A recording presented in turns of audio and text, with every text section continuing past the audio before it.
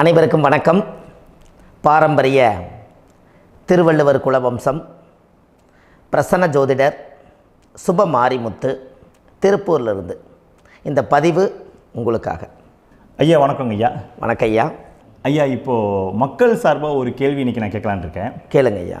ஐயா அதாவது இந்த ஜாதகத்தில் முடக்கு இருக்கு, ஜாதகத்தையும் முடக்கிருச்சு, கண்டிப்பாக அதனால் வாழ்க்கையில் நிறைய பிரச்சனைகள் அப்படின்னு சொல்லி நிறைய பேர் கேட்குறாங்க. கண்டிப்பாங்க ஐயா. இந்த முடக்குங்கிறது என்னங்க ஐயா? அதற்கும் கர்மாவுக்கு ஏதாவது சம்மந்தம் இருக்காங்க ஐயா? ரொம்ப பற்றி சொன்னீங்கன்னா ரொம்ப உதவியாக இருக்குங்க. நல்ல கேள்விங்க ஐயா. இந்த கர்மாவே முதல்ல எங்கேருந்து வருது அப்படிங்கிறது தான் இப்போ நம்ம சொல்ல போகிறோம். இதுவரைக்கும் எத்தனையோ கருத்துக்களெல்லாம் நீங்கள் இந்த உலகத்தில் கேட்டிருப்பீங்க. ஆனால் இந்த பதிவில் நீங்கள் பொறுமையோடு இந்த கருத்தை ஒரு இனிமையோடு நிதானமாக கேட்டிங்கன்னா உங்களுடைய ஊழ்வினை கர்மா எங்கிருந்து உருவாச்சு, இதனுடைய இந்த கர்மானால் நாம் என்ன கஷ்டப்படுறோம், நாம் இந்த பூமியில் பிறக்கிறதுக்கு என்ன வரம் வாங்கி வந்தோம், நம்ம பாவ புண்ணியமெல்லாம் ஜாதக கட்டத்தில் போய் எப்படி எடுக்கிறது, நம்மளுடைய தோஷம்னு சொல்கிறோமே அந்த தோஷம் எப்படி கிரியேட் ஆகுது, நம்ம இந்த பூமியில் பிறக்கும்போது கொண்டு வந்த கர்மாவா, இல்லை கடவுளே நம்மளுக்கு ஒரு தண்டனையாக கொடுத்த கர்மாவா, இல்லை நம்ம இந்த பூமிக்கு வந்ததுக்கு அப்புறம் செய்த கர்மாவா, இது எல்லாத்தையுமே நம்ம பொறுமையாக கேட்கணும்னா கண்டிப்பாக இந்த பதிவை நீங்கள் பொறுமையோடு கேளுங்க. உங்களுக்கு இதில் ஒரு பெரிய ஒரு ரகசியம் ஒன்று அடங்கியிருக்குது. அந்த ரகசியத்தை தான் இன்றைக்கி இந்த உலகத்துக்கு அரங்கேற்றம் பண்ணுறேன். இந்த முடக்கு நம்ம ஐயா கேட்டதில் ஒரு அற்புதமான ஒரு விஷயம் என்ன அப்படின்னு கேட்டிங்கன்னா, முடக்குங்கிறது அந்த காலத்தில் பெரிய திறமையை கட்டி போட்டு வச்சுட்டா நம்மனால் அது இயங்க முடியுமாங்க? முடியாது இல்லைங்களா ஐயா? முடியாது. அப்போது அதே மாதிரி ஜாதக கட்டத்தில் நமக்கு வேண்டிய யோகத்தை கடவுளே நம்மளுக்கு நாம் செய்த பாவத்தினால அது முடக்கி வச்சிருச்சுன்னா அந்த பாவகத்தை அந்த ஜாதகர் அனுபவிக்க முடியுமா? அனுபவிக்க முடியாது. அப்போது அந்த அனுபவிக்க முடியாமல் வெளி உலகத்தில் போய் நம்ம தேடி போன பிறவியில் செய்த பாவத்தை இந்த பிறவியில் நீங்கள் தேடி கண்டுபிடிச்சி வாழ்க்கையில் நீங்கள் எப்போ மேலுக்கு வர்றது? அப்போது அந்த கர்மா 12 ராசி கட்டத்துக்குள்ள 27 நட்சத்திரத்தில் 9 கிரகங்களுக்குள்ள ஒரு பெரிய ஒரு ஆத்துமாத்துமான கர்மா, உங்கள் பூர்வ ஜென்ம கர்மா இதுக்குள்ளே எங்கேயோ ஒரு இடத்துல முடங்கியிருக்குது. இந்த முடக்க மட்டும் உங்கள் ஜாதகத்தில் நீங்கள் கண்டுபிடிச்சிட்டிங்கன்னா ஹைலைட்டாக வாழ்கிறதுக்கு, இந்த உலகத்தில் சுதந்திரமான வாழ்க்கை வாழ்கிறதுக்கு ஒரு மிகப்பெரிய பொக்கிஷம் உங்கள் ஜாதகத்துக்குள்ளேயே இருக்குது. அப்போது அந்த ஜாதகத்துக்குள்ளே நாம் போன பிறவியில் நம்ம கர்மா நாம் என்ன செய்திருப்போன்னு உங்களுக்குள்ளே பெரிய குழப்பம் இருக்கும். என்னங்க ஐயா, நீங்கள் என்ன கர்மா பண்ணிட்டு வந்தீங்க, நாம் போன பிறவியில் நம்ம யாரை ஒரு வதச்சோம், யாரை நம்ம மனசை புண்படுத்தினோம், நம்ம தாத்தாவுக்கு சோறு போட்டோமா, நம்ம பாட்டனுக்கு சோறு போட்டோமா, நம்ம முப்பாட்டனுக்கு சோறு போட்டோமா, நம்ம கொள்ளுப்பாட்டனுக்கு சோறு போட்டோமா, அப்போ நம்ம அப்பாவுக்கு நம்மளை பெற்றவருக்கு நம்ம சாப்பாடு கொடுத்தோமா, இவங்களுக்கெல்லாம் நம்ம சேவை பணிமடைகள் செஞ்சோமா, நம்மளுடைய உறவுகளுக்கெல்லாம் அரவணைச்சு போனோமா, நம்மளுடைய இந்த மாதிரி நாம் இரத்த சம்பந்த உறவுகளை இருந்து தான் இந்த உலகத்துக்கு நம்ம வெளியில் வந்திருப்போம். அப்போது வெளியில் நீங்கள் நிற்கிறீங்க, அப்படியே மேலே போய் பார்த்தீங்கன்னா ஒரு 7 தலைமுறையில் ஒவ்வொருத்தரும் செய்த கர்மாவெல்லாம் நம்ம பிளட்டு ரிலேட்டிவாக இப்போ நீங்கள் கரண்ட்டில் இருக்கிறவங்க கிட்ட தான் டெபாசிட் பண்ணியிருக்கோம்.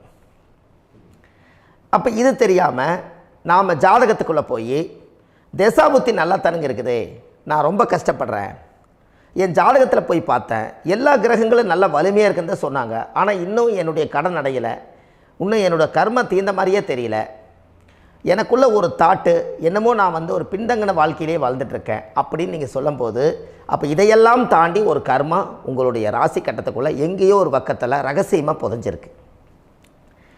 அப்போது அந்த ரகசியமாக புதைஞ்சிக்கக்கூடிய அந்த முடக்கு தான் இன்றைக்கி இந்த உலகத்துக்குள்ளே நீங்கள் தெரிஞ்சுக்கக்கூடிய விஷயம். அப்போ அந்த முடக்குங்கிறது ஒன்று உண்மை. இந்த உலகத்துக்கு நம்மளை எல்லாத்துலேயும் நல்லா யோசிச்சு பாருங்கள். 12 ராசி கட்டம் இருக்குதுங்களா ஐயா? ஆமாங்க ஐயா. ஆனால் கிரகம் எத்தனை இருக்குதுங்க? 9 தான் இருக்குங்க ஐயா. ஆமாம், 12 ராசிக்கு 12 கட்டத்துக்கு 12 கிரகம் கொடுத்துருக்கலாமல்ல கடவுள்.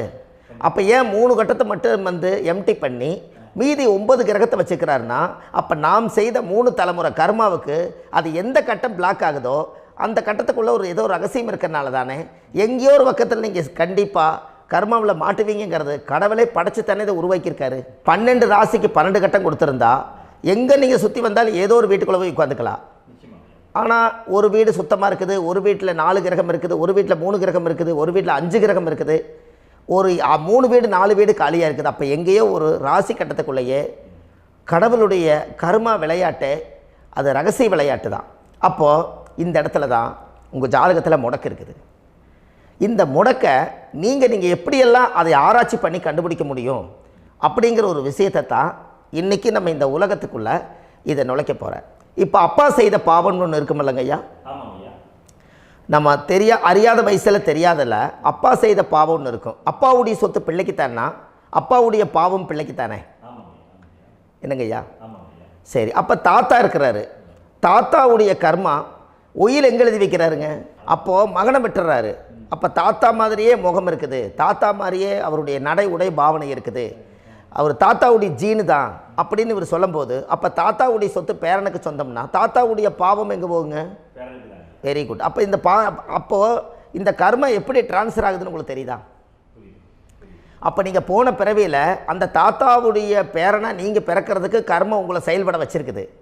அதனால் நீங்கள் தாத்தாங்கிறீங்க. அதனால் அந்த கௌரவமாக எங்கள் தாத்தா சம்பாரித்த சொத்து நான் தான் அனுபவிக்கணுங்கிற விதியை நீங்கள் உருவாக்கிறீங்க. அப்போது இந்த ஜாதகத்தில் அந்த ஊழ்வினை தோஷந்தான் ஏதோ ஒரு வழியில் உங்களை கர்மாவை செயல்படுத்துது. அதனால தான் இந்த ஜாதகத்தில் எந்த ஒரு முடக்கை எடுக்கிறதா இருந்தாலும் சூரியன் என்ற நட்சத்திரம் எதுவோ அந்த நட்சத்திரத்துக்கு எந்த வீடு முடக்காகுதோ அங்கே தான் உங்களுடைய கர்மா ஒளிஞ்சிருக்கும். இதுதான் உங்களுடைய பெரிய ஒரு பொக்கிஷமான ரகசியம். சரிங்க ஐயா, இப்போ இதில் நவகிரகங்கள் 9 இருக்கும்போது ஏன் சூரியனை மட்டும் நம்ம இதில் எடுத்துக்கணும்னு நீங்கள் சொல்கிறீங்க? நல்ல கேள்விங்க ஐயா. நீங்கள் கேட்டீங்க பார்த்தீங்களா, 9 நவகிரகம் இருக்கும்போது சூரியனை மட்டும், அந்த சூரியன் என்ற நட்சத்திரம் பிறக்கும்போது அந்த வீடு மட்டும் முடக்காகுன்னு நீங்கள் கேட்டீங்க இல்லையா? இதுதான் அற்புதமான கேள்வி. ஏன் அப்படின்னு கேட்டிங்கன்னா, சூரியன் அப்பாவோட உயிர் கரு போய் அம்மாவுடைய பனிக்கூடத்தில் கர்ப்பத்தில் வச்சு 10 மாதம் 300 நாள் சுமந்து நீங்கள் இந்த பூமிக்கு வெளியில் வரும்போது நீங்கள் என்ன பாவத்தை இவங்க விதைச்சாங்களோ அந்த கர்மாவை வாங்கிட்டு தான் நீங்கள் வெளியில் பிரசவமாகறீங்க. இதுதானே? அப்போ சூரியன் என்ற நட்சத்திரம், அந்த சூரியனுங்கிறது உயிர் கருவல்லவா, அப்பாவுடைய உயிரணுக்கள் அம்மாவுடைய கருவிக்குள்ளே போய் நாம் குழந்தை வடிவத்தில் இருந்து 300 நாள் பாவ உன்னித்த பதிவில் ஏட்டு எழுதி ஒரு ஜாதகத்தை கையில் கொடுத்து பிறந்த உடனே உங்களுக்கு ஒரு ஏட்டை பெரட்டி நீ இப்படித்தான் விதி, இனிமேல் இப்படித்தான் நீ வாழணும்னு சொல்லி உங்கள் கர்மாவை நீங்கள் கர்மாவோடு தானே வெளியில் பிறக்கிறீங்க. அப்போ சூரியன் என்ற நட்சத்திரம் தானே இந்த உலகத்துக்கு ஒரு பெரிய ஒரு மகத்துவம். இப்போ பாருங்கள், விடிய வரைக்கும் நம்ம முழிச்சிட்ருக்குறோம், காலையில் சூரிய உதயமானால் அவங்கவுங்க செயல்படுறோம். மீதி எல்லா கிரகங்களுக்குமே வெளிச்சத்தை கொடுக்கக்கூடிய சக்தி சூரியனுடைய பிம்ப ஒளிக்குத்தானே உண்டு, என்னங்க ஐயா? அதனால தான் மேசத்து உச்ச வீடுன்னு சொல்லி மேசத்தை உச்சம்னு சொல்லி சூரிய உச்சத்தை அங்கே தான் வச்சாங்க. அப்போது அந்த காலச்சக்கரத்துக்கு 5ஆம் இடம் பூர்வ புண்ணியஸ்தானத்தில் போய் சிம்மத்தில் கொண்டு போய் சூரியனை ஆட்சி வீடுன்னு வச்சாங்க. அப்போது சூரியனில் இருந்து தான் அந்த மையப்புள்ளி உருவாகுது. அப்போ உங்களுடைய ஜாதகத்தில் அந்த சூரியனாகப்பட்டவர் பிறக்கும்போது நீங்கள் உங்கள் ஜாதகத்தை நீங்கள் எடுத்துக்கங்க ஐயா. நீங்கள் இன்றைக்கே போய் கதவை திறந்து உங்கள் பெட்டியை திறந்து பீர்வாவுக்குள்ளே உங்களுடைய ஜாதகம் இருக்குது, அந்த ஜாதகத்தை எடுத்து ஜோதிடர்கிட்டையே நீங்கள் சந்தேகம் கேட்குறக்கு முன்பு நீங்களே உங்களுடைய கர்ம பற்றி தெரிஞ்சுக்கிறதுக்கு இந்த பதிவில் உங்களுக்கு ஒரு ரகசியத்தை சொல்லித்தரேன். உங்கள் ஜாதகத்தில் இப்போ இது வரைக்கும் ராசி கட்டத்தை நீங்கள் பார்த்துருப்பீங்க, ஆனால் பாதசாரம்னு ஒன்று இருக்கும் இல்லைங்களா? ராசிக்கு பாதசாரம்னு ஒன்று இருக்கும். சூரியன் என்ன நட்சத்திரத்தில் இருக்குது, சந்திரன் என்ன நட்சத்திரத்தில் இருக்குது, செவ்வாய் என்ன நட்சத்திரத்தில் இருக்குது, புதன் என்ன நட்சத்திர காலில் நிற்குது, இதெல்லாமே அந்த சாரம் இல்லாத ஜோதிடம் சோரம் போய்விடும். அதனால் அந்த சாரத்தில் நிற்கிது பார்த்தீங்களா கிரகம், அதில் இப்போ நீங்கள் உங்களுடைய ராசி கட்டத்தை ஓப்பன் பண்ணுங்கள். இதில் ராசி கட்டத்தில் சூரியன் என்ற நட்சத்திரம்னு ஒன்று இருக்கும் இல்லைங்களா? அது எதுவாக வேணாலும் இருந்துட்டு போட்டோம். அந்த நட்சத்திரம் தான் நீங்கள் பிறக்கும்போது தாயுடைய கருவறைக்குள்ள கரு உருவான நட்சத்திரமே அதுதான். புரிஞ்சுங்களா ஐயா? பிறக்கும்போது நீங்கள் அந்த கருவுடைய நட்சத்திரம் அப்பா வந்து கருவை உருவாக்கி கர்மாவை விதைச்சது அந்த சூரியன் என்ற நட்சத்திரம் தான். அந்த வீட்டுக்கு தான் இந்த ராசி கட்டத்தில் உங்களுக்கு முடக்கு உருவாகுது. புரிஞ்சுங்களா ஐயா? அப்போது ஒரு ஜாதகத்தில் சூரியன் என்ற நட்சத்திரம் எதுவோ அதுதான் உங்களுடைய கர்மா நட்சத்திரம். இப்போ நம்ம பிறக்காதுக்கு முன்னாடி அப்பா கட்டத்தில் அந்த கர்மா டெபாசிட் ஆகிருக்கும். அதை ட்ரான்ஸ்ஃபர் எப்படி பண்ணுறாரு? அவருக்கு ஒரு கல்யாணம் வச்சு அவர் குடும்ப வாழ்க்கையில் வாழ்ந்து நம்மளோட உயிர் கருவை கொண்டு போய் ஊராம் பொண்ணை கல்யாணம் பண்ணி பொண்டாட்டின்னு எடுத்துக்கொண்டு அந்த பொண்டாட்டிங்கிற உரிமையாகி இவருடைய உயிர் கரு உருவாகி வாரிசுகள் வெளியில் வருது. அதானங்க ஐயா? அப்போது அந்த சூரியன் என்ற நட்சத்திரம் தான் இந்த உலகத்தில் ஒரு பிரம்மாண்டமான நட்சத்திரம். இந்த நட்சத்திரம் உங்கள் மனசுக்குள்ளே ஏதாவது இருந்துச்சுன்னா உங்கள் வீட்டில் ஏதாவது ஒரு நல்ல விஷயங்கள் நீங்கள் பண்ணுறதா இருந்தால் அந்த கர்மா நட்சத்திரம் சூரியனுடைய நட்சத்திரம் இருக்குது பார்த்தீங்களா, அந்த நட்சத்திரத்தில் எந்த ஒரு சேவைகளும் செய்யக்கூடாது. அதுதான் கர்மா. அதை போய் நீங்கள் ஆக்டிவேட் பண்ணி விட்டீங்கன்னா அது முன்னோர்களை வந்து நீங்கள் வந்து தொந்தரவு பண்ண மாதிரி. அந்த கர்ம நட்சத்திரம் தான் உங்கள் வாழ்க்கையில் அது புதஞ்சிருக்கிறதா. இப்போ குழந்தை பிறந்தாலோ சீர் சீமந்தங்கள் நீங்கள் செய்கிறதாலோ கல்யாணம் முக்கிறதுனாலோ உங்கள் ஜென்ம நட்சத்திரத்தன்னைக்கு கல்யாணம் பண்ண வேண்டாம்னு சொல்லிக்கிறாங்கல்லங்க. உங்களுக்கு ஜென்ம நட்சத்திரத்துக்கு முன்னாடி உங்களை உருவாக்குன நட்சத்திரம் தான் ஜென்ம நட்சத்திரம். அப்போ சூரியன் என்ற நட்சத்திரம் அப்பாவுடைய ஜென்ம நட்சத்திரமாக அந்த ஊழ்வினை கர்மம் செயல்படுது. அப்போ அந்த முடக்கு யார் வழியில் வந்தது? முன்னோர்கள் வழியில் வந்தது. முன்னோர்கள் கட்டி வச்சது யாரைய? குலதெய்வத்தை. அப்போ அந்த குலதெய்வத்தை போய் சாமிக்கு போய் வீடு வாசல்லாம் வலித்து குலதெய்வத்தை போய் தேங்காய் பழம் பூ மாலை கல்கண்டு வாங்கி அர்ச்சனை பண்ணி ஒரு அன்னதானம் ஒன்று பண்ணிவிட்டு சாமிக்கு பொங்கல் வச்சு நைவேத்தியம் பண்ணிவிட்டு உங்கள் ஜாதகத்தை வச்சு பூஜை பண்ணிவிட்டு வாங்க. அதுக்கப்புறம் தான் உங்கள் கர்மாவை கண்டுபிடிக்கிறதுக்கு வழியே பிறக்கும். குலதெய்வத்தை வணங்காமல் கோவிந்தா கோவிந்தா என்று பல தெய்வத்தை வணங்கினாலும் பலனொன்றும் இல்லைன்னு அந்த காலத்தில் முன்னோர்கள் சொல்லி வச்சுக்கிறாங்களா இல்லைங்களா? அதனால் கண்டிப்பாக அதை கண்டுபிடிச்சி நீங்கள் அதுக்கு ஒரு நைவேத்தியம் பண்ணால் மட்டும்தான் முதல்ல உங்கள் 5ஆம் பாவம் முன்னோர்கள் அது வேலை செய்யும். குலதெய்வ ஆலயத்துக்கு போயிட்டு வாங்க. போயிட்டு வந்துட்டு இந்த கர்மவினை தோஷத்தை நிவர்த்தி பண்ணுறதுக்குண்டான சரியான பரிகாரத்தை நம்ம எடுப்போம். அப்போது உண்மையாலுமே ஒரு ராசி கட்டத்துக்குள்ளே இந்த மாதிரி ஒரு அந்த கர்ம தோஷம் இருப்பதனால இந்த கர்மா தோஷத்துக்கு அந்த முடக்க தோஷங்கிறத நீங்கள் எடுத்து அதை கண்டுபிடிச்சி அந்த சூரியன் என்ற நட்சத்திரம் எந்த ராசி கட்டத்தில் போய் முடக்காயிருக்குதோ அந்த முடக்கு எந்த பாவகம் வந்து நம்மளுக்கு லாக் ஆகிருக்குதோ அந்த பாவகத்துக்கு உண்டான பரிகாரங்கள் அதுக்குரிய ஸ்தலங்கள் அந்த கோவில்களில் போய் சுவாமிக்கு தேங்காய் பழம் பூமாலை கல்கண்டு வாங்கி அர்ச்சனை பண்ணி நீங்கள் இந்த கோவிலுக்குள்ளே போய் உட்காந்து சாமி கும்பிட்டு வந்தீங்கன்னா உங்களுடைய ஜாதகத்தில் இருக்கக்கூடிய அந்த முடக்கு தோசை நீங்கி வாழ்க்கையில் நீங்கள் எதை சாதிக்க வந்தீங்களோ அந்த சாதனையை நீங்கள் சாதிச்சிட்ருப்பீங்க. புரிஞ்சுங்களா ஐயா? ஏன் அப்படின்னா அந்த முடக்கு நட்சத்திரத்துக்குள்ளே தான் ஒரு தோஷம் இருக்குது. இப்போ அந்த காலத்தில் பாருங்கள் ஐயா, முன்னோர்கள் எல்லாம் நிறைய பேர் கோவில் கட்டி வச்சுட்டு போயிருக்காங்களா இல்லைங்களா? இந்த கோவில் எதுக்காக கட்டி வச்சுக்கிறாங்கன்னா அவங்க கட்டினவங்களுக்கும் அந்த முடக்கு தோஷம் இருந்திருக்குது. ராஜாக்கள் இருந்திருக்குது, மன்னர்கள் காலத்தில் இருந்திருக்குது, ஜமீன்தார் காலத்தில் இருந்திருக்குது.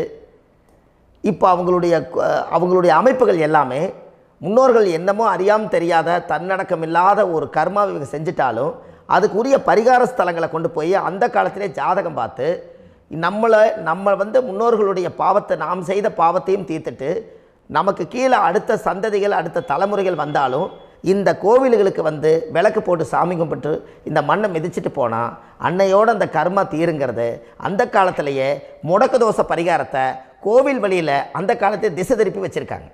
அப்போ நீங்கள் கோவிலுக்கு போகாமல் கண்டிப்பாக இந்த பரிகாரத்தை நீங்கள் உடைக்க முடியாது. ஏன் உடைக்க முடியாதுன்னா இப்போ நீங்கள் எத்தனை வருஷம் வாழ்கிறீங்க ஐயா? 120 வருஷமே வச்சுக்கோங்க. சூரியன் திசை 6 வருஷம், சந்திரன் திசை 10 வருஷம், செவ்வாய் திசை 7 வருஷம், ராகு திசை 18 வருஷம், குரு திசை 16 வருஷம், சனி திசை 19 வருஷம், புதன் திசை 17 வருஷம், கேது திசை 7 வருஷம், சுக்கிரன் திசை 20 வருஷம். இப்போ நான் சொன்ன டோட்டலெல்லாம் கூட்டிங்கன்னா 120 வருஷம் வரும். இது ஒரு மனிதர் பிறந்து பூரண ஆயுளோடு வாழ்ந்தால் இந்த 120 வருஷம் வாழ்ந்தால் அவர் இந்த பூலோக பதவி விட்டு சிவலோக பதவி போயிடுவார். அதுக்கு பேர் தான் பூரண ஆயுள் என்று பொருள்.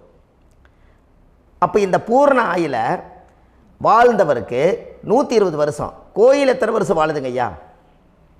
கோயில் பழங்காலத்து கோயிலெல்லாம் எத்தனை வருஷம் வாழுதுங்க? 12 வருஷத்துக்கு கும்பாபிஷேகம். அது ஓகே, அது பரவாயில்ல. 12 வருஷத்துக்கு ஒருக்கா பழசை புதுப்பிச்சு கும்பாபிஷேகம் பண்ணி மறுபடியும் அதுக்கு பவர் ஊட்டி சக்தி ஊட்டி அதுக்கு உருவேற்றுறாங்க. நான் சொல்கிறது கோயில் 5000 வருஷம் 4000 வருஷம் பெரிய பெரிய சித்தர்கள், மகான்கள், ரிஷிமார்கள், யோகிகள், சித்தர்கள் இவங்களெல்லாம் போய் கோவில்லையே சிவனையும் பெருமாளையும் வழிபாடு பட்டுட்டு கோவில்லையே ஒரு ஓரத்தில் ஜீவசமாதி ஆயிட்டாங்கன்னு பழைய கால கோயிலில் சித்தர்கள் குடியிருக்காங்களா இல்லைங்களா? இருக்காங்கல்லங்க ஐயா. அப்போது நாம் 120 வருஷம் வாழ்கிறோம், கோவில் 5000 வருஷம் வாழுது. எங்கே சக்தி அதிகமாக இருக்குன்னு சொல்லுங்க? கோவிலில் தாங்க ஐயா. கோயில் தான், அதில் ஒன்றும் மாற்றம் இல்லைங்களே. கோயில் தாங்க. அப்போ கோவிலில் தான் அந்த சக்தி இருக்குதுன்னு நீங்கள் சொல்கிறீங்க. அப்போ உங்களுடைய கர்மாவை உடைக்கிறதுக்கு 120 வருஷம் பெருசா 5000 வருஷம் பெருசான்னு சொல்லுங்கள்? 5000 தாங்க. அப்போ 5000 வருஷம் உள்ள அலைகள் வந்து எத்தனை அந்த சிவனுக்கு இப்போ சிவன் கோயிலே உங்களுக்கு முடக்கு தோஷத்துக்கு ஒரு கோயில் வருதுன்னு வச்சுக்கோங்க. அந்த கோவிலில் எத்தனை முடக்குகளுக்கு உண்டான கோவில்கள், எத்தனை பழங்களை ஊற்றி சாமிக்கு அபிஷேகம் பண்ணியிருப்பாங்க, எத்தனை பால் கூட ஊற்றிருப்பாங்க, பன்னீர், தேன், இளநீ, மஞ்சள் நீர், திருமஞ்சனம், அபிஷேகம், பொங்கல், நைவேத்தியம் இத்தனையும் செஞ்சு அந்த சிவனை வந்து சிவனாக பார்த்து அந்த கருவறைக்குள்ள ஒரு கிராணங்கள் வரும்போதும் கூட பாதுகாப்பு பண்ணி வச்சு நல்ல சக்தியோடு அந்த கருவறையை புத்தியோடு அவங்க வேலை செஞ்சு அந்த காலத்தில் வச்சுருக்காங்களா இல்லைங்களா? அப்போது நம்ம வீட்டை அவ்வளோ சுத்தமாக வச்சுருக்க முடியுமா? என்னதான் வாஸ்து இருந்தாலும் முடியாது இல்லைங்களா? அப்போது அவ்வளவு ஒரு பவர்ஃபுல்லான கோவில் அந்த முடக்கு தோஷத்துக்குள்ளே ரகசியமாக அந்த கோயில் அடங்கியிருக்குது. உங்கள் ஜாதகத்துக்குள்ளே உண்மையாலுமே ஊழ்வினை கோயில், கர்மவினை கோயில் அதுக்குள்ளே இருக்குது. அந்த ஜாதகத்தை கணிச்சு பார்த்தா கரெக்டாக உங்களுடைய ஜாதகத்தில் அப்பாவுடைய கருவறையிலேருந்து உயிர் உருவாகிற நேரத்தில் இருந்து இப்போ வரைக்கும் நீங்கள் கரண்ட்டில் வாழ வரைக்கும் அந்த கர்ம கூட வர்றதை ஒரே ஒரு இடத்துல போனால் மட்டும்தான் விட்டுட்டு வர முடியும். அது எந்த வீடு அப்படின்னு கேட்டால் உங்களுக்கு வந்து அப்பாவுடைய கர்மா வழியில் போய் அந்த கோவில் பழையகால கோயில், பழையகால தெய்வங்கள், அந்த கோவில் தான் உங்கள் ஜாதகத்துக்குள்ள ரகசியமாக இருக்கும். அது ஏன் இந்த பதிவில் உங்களால் சொல்ல முடியாது அப்படின்னா, இந்த பதிவில் ஏன் உங்க சொல்ல முடியாதுன்னா உங்கள் ஜாதகம் தெரியாமல் என்ன கோயிலை நீங்கள் சொல்லுவீங்க? இப்போ பொதுவாக ஒரு நட்சத்திரத்துக்கு ஏதோ ஒரு கோவிலை அவங்க சொல்லி நீங்கள் போயிட்டு வர்றீங்கன்னு வச்சுக்கோங்க. ஆனால் அது வேலை செய்யலைன்னா நம்மளுக்கு என்னங்க இவ்வளோ கஷ்டப்பட்டு போய் அதை பலனடையிலேன்னு கேள்வி கேட்டக்கூடாது. உங்கள் ஜாதகத்தை நீங்கள் கொண்டாங்க, உங்கள் டேட் ஆஃப் பர்த் டயத்தை போட்டு ஜாதகத்தை கணிச்சு நீங்கள் சூரியன் என்ற நட்சத்திரத்துக்கு உங்களுடைய கர்மவினை கோவில் யார், உங்களுடைய முடக்கு யார், ஊழ்வனை தோஷத்துக்கு உண்டானவர் யார், தாய் வழி கர்மா யார், தந்தை வழி கர்மா எது, நீங்கள் பிறக்கும்போது வந்த கர்மா என்ன, இது எல்லாம் கணிக்காமல் பொதுவாக ஒரு கோயிலில் போய் நீங்கள் பாட்டுக்கு சாமி கும்பிட்டு வந்தால் பலன் எப்படி கிடைக்கும்? கண்டிப்பாக கிடைக்காதுங்க ஐயா. என்னங்க ஐயா? அது தெரிஞ்சு பண்ணாதான் சரியா? ஒரு டாக்டர்கிட்ட போகிறீங்க, என்னை அப்படியே ஸ்கேன் பண்ணி ஒரே ஒரு மாத்திரை கொடுங்கன்னு கேட்டால் டாக்டர் கொடுப்பாருங்களா? அவர் என்ன பிரச்சனை இருக்குதோ அதை முதல்ல கண்டுபிடிச்சி ஸ்கேன் பண்ணி பார்த்து ரிப்போர்ட் எடுத்து அது மூலியமாக தான் கொஞ்சம் எடுத்து ஐயா உங்களுக்கு இந்த பிரச்சனை, இதுக்கு தீர்வுக்கு இதுக்குண்டான மெடிசன், இது இப்படித்தான் சாப்பிடணும்னு அது முறையாக சொல்லி அந்த உயிர் வாழ வைக்கிறாரு டாக்டர். அவர் ஒரு தெய்வ வடிவத்தில். கரெக்டுங்களா ஐயா? அப்போ உங்களோட கர்மா எங்கே செயல்படுது அப்படின்னா, இந்த முடக்க நீங்கள் இந்த பதிவில் தெரிஞ்சுக்கங்க. அதுக்குரிய நட்சத்திரம் என்னன்னு தெரிஞ்சு வச்சுங்க. உங்கள் ஜாதகத்தில் சூரியன் என்ற நட்சத்திரத்தை எடுத்துக்கங்க. அந்த வீட்டுக்கு முடக்க இந்த பதிவில் எந்த வீடு லாக் ஆகிருக்குதுங்கிறத நான் உங்களுக்கு இந்த வீட்டில் சொல்கிறேன். அந்த வீட்டு நீங்கள் பாருங்கள், உங்களுடைய லக்கணத்துக்கு அது எந்த வீடு. இப்போ லக்கணத்துக்கு ஒரு 7வது வீடுன்னே வச்சுக்கோங்க. அப்போ லக்கணத்துக்கு 7வது வீடே முடக்கு. அப்படி ஒரு முடக்கு ஆகிப்போச்சுன்னா ஒரு ஜாதகத்தில் லக்கணம் தான் 1, 7ஆம் இடம்ங்கிறது மனைவி ஸ்தானம். ஒரு ஆணுடைய ஜாதகத்துக்கு 7ஆம் இடம் தான் மனைவி. அவருக்கு நல்ல மனைவி அமையாமல் ஆடம்பரம் இருந்தும் வீடு அரண்மனை மாதிரி இருந்தும் அந்த மனைவியை ஒரு சந்தோஷமாக அவர் அனுபவிக்க முடியாது. புரிஞ்சுங்களா ஐயா? சந்தோஷமாக அனுபவிக்க முடியாது. ஏன் அப்படி? 7ஆம் இடத்துல தான் அவரோட கர்மா உட்கார்ந்துருக்குது. கரெக்டாக சொன்னீங்க. 7ஆம் இடத்துல தான் அந்த கர்மா உட்கார்ந்துருக்குது. அப்போ அந்த 7ஆம் இடத்துல இருக்கக்கூடிய அந்த கர்மா போன பிறவியில் நீ மனைவிக்கு சோறு போடாமல் மனைவியை கட்டி வச்சு அடிக்கிறதும், மனைவியை துன்புறுத்துறதும், அந்த மனைவி இருக்கவே இன்னொரு வாழ்க்கைக்குள்ளே போகிறதும், இங்கே வாழ வேண்டிய தாம்பத்திய சந்தோஷத்தை கொண்டு போய் இன்னொரு இடத்துல கொடுக்கறதும், தெரிஞ்சிருந்தே நம்மளுடைய மனசுக்குள்ளே திருடுத்தனமாக வாழ்கிறதும், இது எல்லா கர்மாவும் போன பிறவியில் நாம் செய்த ஊழ்வினை கர்மா தான் உங்கள் ஜாதகத்தில் 7ஆம் இடம் முடக்கு. அப்போ அந்த 7ஆம் இடம் முடக்கா இருந்துச்சுன்னா கண்டிப்பாக உங்கள் ஜாதகத்தில் நீங்கள் என்ன அனுபவிச்சிட முடியும்? நல்ல நண்பர்கள் கிடைக்க மாட்டாங்க, நல்ல ஒரு பார்ட்னர்ஷிப் அமையாது, நல்ல ஒரு நட்பு வட்டங்களில் எதையும் அனுபவிக்க விடாது, ஒரு அங்கீகாரமான உறவுகளில் போய் நம்ம ஸ்ட்ராங்காக நிற்க முடியாது. 7ஆம் இடம் என்பது தாம்பத்திய வாழ்க்கை, பூர்த்தி இல்லாத வாழ்க்கையாக இருக்கும். இப்படியெல்லாம் அந்த ஜாதகத்தில் ஒரு பொதுவாக ஒரு ஜாதகத்தில் 7ஆம் பாவம் முடக்காயிட்டால் இந்த கர்மாவை அவர் அனுபவிச்சுக்கிட்டே இருப்பார். இது எப்போத்தான் அதுக்கு ஒரு தீர்வு வேணுங்கய்யா? அந்த கோயில் எதுன்னு நீங்கள் கரெக்டாக சொன்னீங்க. இப்போ இது மனிதனால் செயல்படுது. மனிதர்கள் தான் கோயிலை கட்டி வச்சாங்க. தெய்வத்தை விட ஒரு காலத்தில் மனிதர்களுக்கு மகிமை ஜாஸ்தி. ஏன்னா சாதாரண ஒரு மண் பூமியாக இருந்த இடத்த மனிதர்கள் தான் கோயில் கட்டி ஒரு மகிமைப்படுத்தி புண்ணியம் பண்ணி வச்சாங்க. மனிதர்களுக்கு சக்தி அதிகம்தான், ஆனால் பிரபஞ்சத்துக்கு அதை விட சக்தி அதிகம் அல்லவா? ஐயா, நீங்கள் கோவிலுக்கு போய் அந்த கர்மா உடைக்கிறதுக்கு கோவிலில் சக்தி இருக்குது, ரைட்டு. ஆனால் நம்ம வீட்டுக்கும் கோயிலுக்கும் ஒரு மிகப்பெரிய தொடர்பு என்னென்னா, அந்த கோயில் கட்டுறவங்க எல்லாமே பழைய காலத்து கோயிலெல்லாம் பாருங்கள், பஞ்சபூதத்தை வச்சு கட்டியிருப்பாங்க. பஞ்சபூதத்தை வச்சு தான் கட்டுவாங்க கோயில். அது உங்களுக்கு தெரியணும் இல்லைங்களா? பஞ்சபூதம்னா நீர், நெருப்பு, காற்று, பூமி, ஆகாயம்.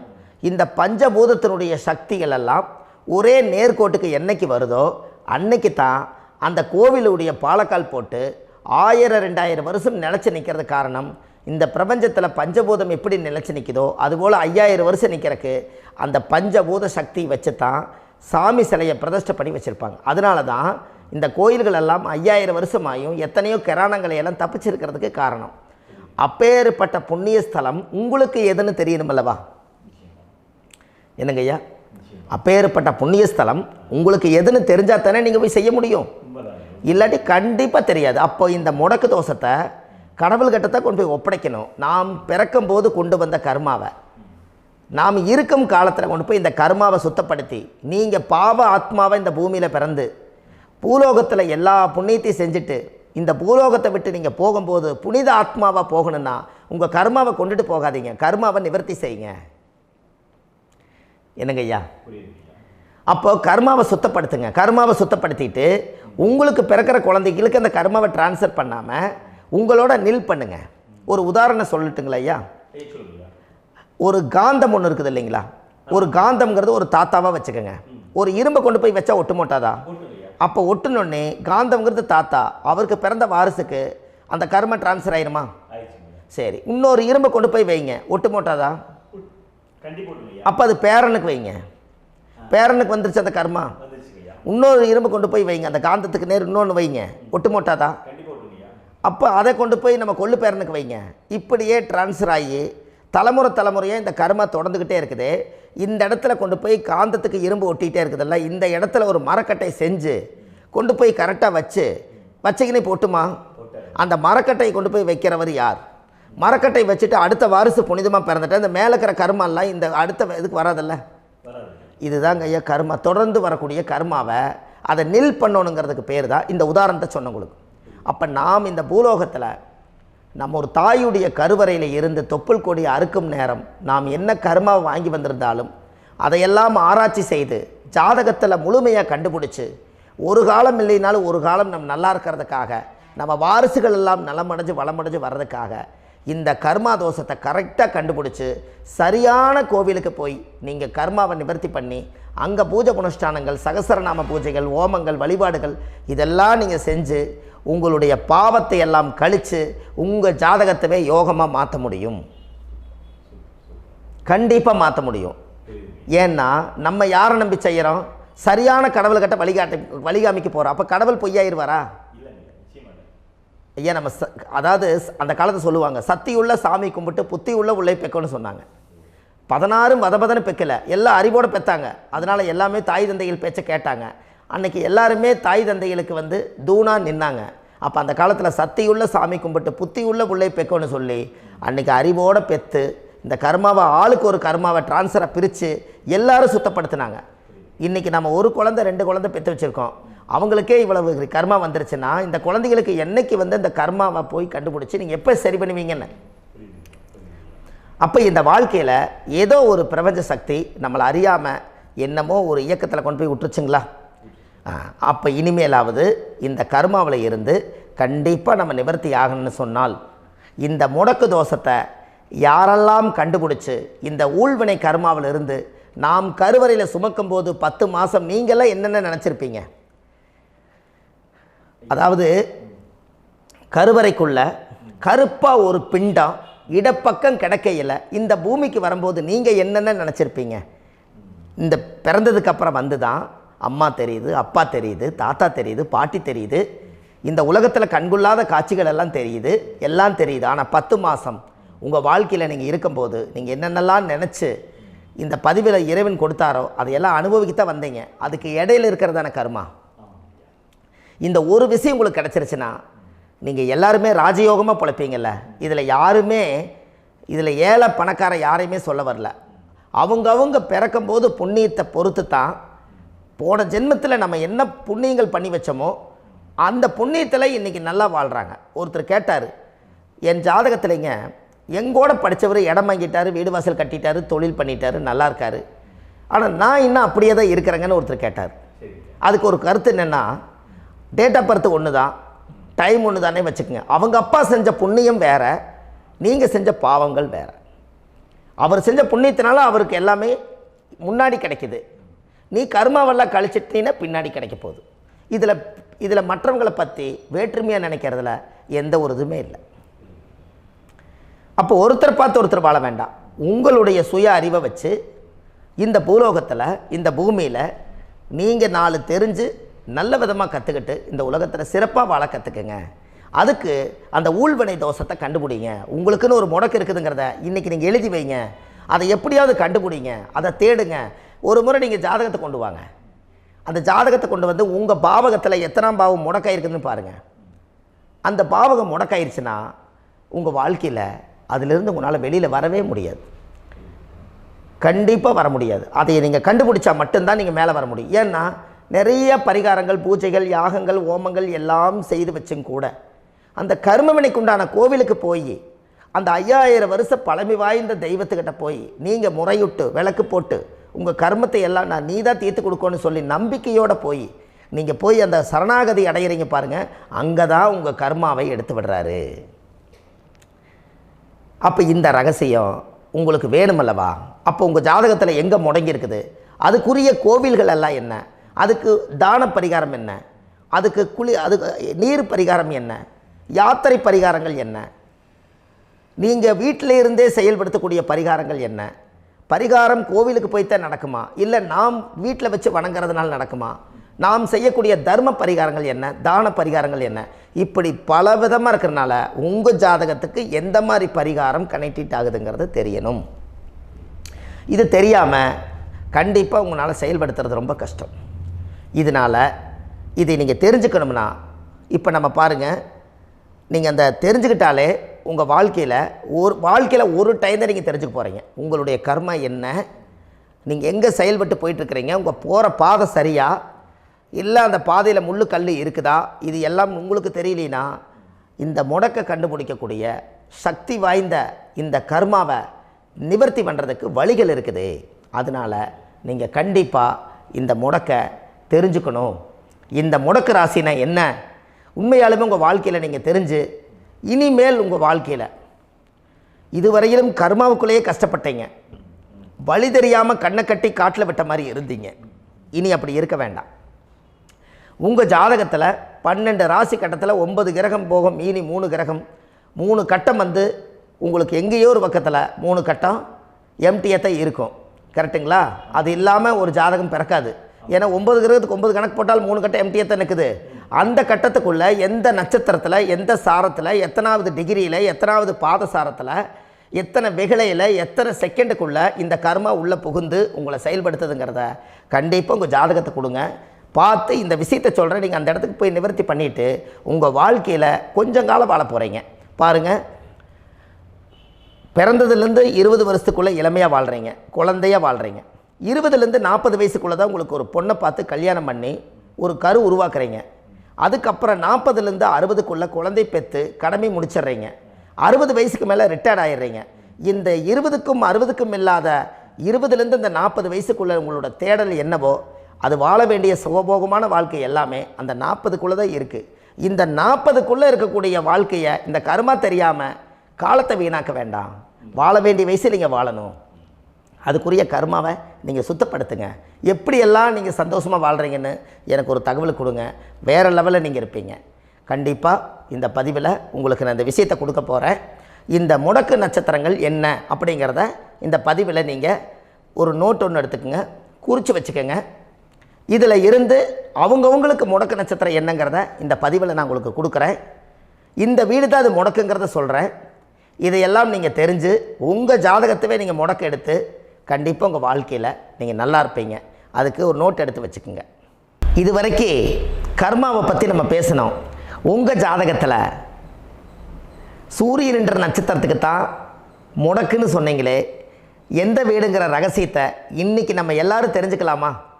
இத்தனை காலமாக நீங்கள் தெரிஞ்சுக்காத ஒரு ரகசியத்தை இன்றைக்கி உங்கள் ஜாதக கட்டத்தில் நீங்களே முடக்க கண்டுபிடிச்சி அதுக்குண்டான பலனை தேட போகிறீங்க. அந்த தேடல் தான் உங்களை கொண்டு போய் உட்கார வைக்க போகுது. ஒரு உதாரணம், உங்கள் ஜாதகத்தில் பாதசாரம் இருக்குது அல்லவா? அந்த பாதசாரத்தில் சூரியன் என்ற நட்சத்திரம், சூரியன் நின்ற நட்சத்திரம் பாதசாரத்தில் கரெக்டாக எடுங்க. அது கேட்ட நட்சத்திரத்தில் சூரியன் என்ற நட்சத்திரமாக இருந்தால் அது தனுசு வீடு தான் முடக்கு ராசி வரும். அப்போ தனுசு வந்து முடக்கு ராசினா அப்போ உங்கள் லக்கணத்துக்கு அது எத்தனாவது வீடுன்னு பாருங்கள். அந்த பாவகத்தை நீங்கள் அனுபவிக்க முடியாமல் இருப்பீங்க. அப்போ அதை போய் நீங்கள் நிவர்த்தி செஞ்சிட்டிங்கன்னா அந்த கர்மாவிலேருந்து நீங்கள் ரிலீஸ் ஆகிடுவீங்க. அது ஏன் சூரியன் என்ற நட்சத்திரம் அப்பாவுடைய உயிர் கருவிலேருந்து நீங்கள் உருவானதுனால அந்த ஊழ்வினை தோஷம் தான் உங்களுக்கு முடக்க உட்காந்துருக்குது. அந்த கர்மா நீங்கள் சுத்தமாயிருச்சுன்னா கண்டிப்பாக உங்கள் வாழ்க்கையில் ஒரு மிகப்பெரிய மாற்றத்துக்கு நீங்கள் வந்துடுவீங்க. இதில் இருந்து தான் உங்கள் ஜாதகம் ஒரு பிரமிப்பாக இருக்கும். இது வரைக்கும் யோகங்கள் எல்லாம் தடுத்து வச்சுருக்குதுங்க. எனக்கு இடம் வாங்க முடியல, வீடு கட்ட முடியல, என்னால் தொழில் செய்ய முடியல, குழந்தை பெக்க முடியல, குடும்பத்தோடு சந்தோஷமாக இருக்க முடியல. எல்லாத்துக்கும் காரணமே உங்கள் பூர்வ ஜென்மத்தினுடைய கர்ம வினை தோஷம்தான். அதை நிவர்த்தி பண்ணிட்டீங்கன்னா கண்டிப்பாக உங்கள் வாழ்க்கையில் நீங்கள் வெற்றி ஆயிடுவீங்க. கேட்ட நட்சத்திரத்தை பற்றி இதுவரை காலமாக பார்த்துட்டு இருந்தீங்க. கேட்ட நட்சத்திரம் முடிஞ்சு மூல நட்சத்திரத்தை பற்றி அடுத்த பதிவில் நம்ம சந்திக்க போகிறோம். நம்ம ஆன்லைன்லேயே ஜாதகம் பார்க்குறோம். உங்கள் date of birth, time, place கொடுத்தீங்கன்னா போதும். உங்களுக்கு ஜாதகத்தை கணிச்சு ஃபோன்லேயே உங்களுக்கு கர்ம ராசி கண்டுபிடிச்சி உங்களுக்கு உண்டான கர்ம பரிகாரத்தை சொல்லி உங்கள் வாழ்க்கையில் ஒரு வெளிச்சத்துக்கு கொண்டு வர்றதுக்கு என்றைக்கும் உங்களுக்கு உறுதுணையாக இருப்பேன். நீங்கள் கண்டிப்பாக இந்த பதிவுகள் எல்லாம் இது உங்களுக்காகத்தான். இது அதிகாலை நேரத்தில் பிரம்ம முகூர்த்தத்தில் இந்த பதிவை உங்களுக்கு முழுமையாக சமர்ப்பணம் பண்ணுறேன்.